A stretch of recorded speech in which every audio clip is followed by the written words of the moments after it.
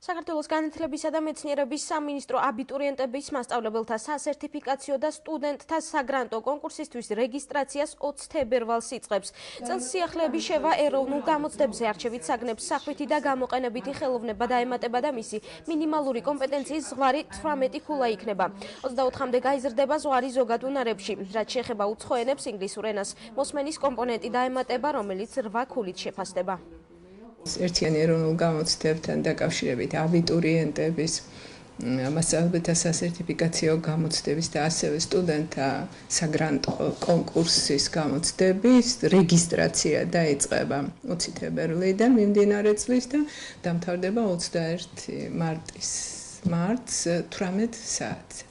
გაიზარდა მინიმალური კომპეტენციის ზღვარი ზოგად უნარებში.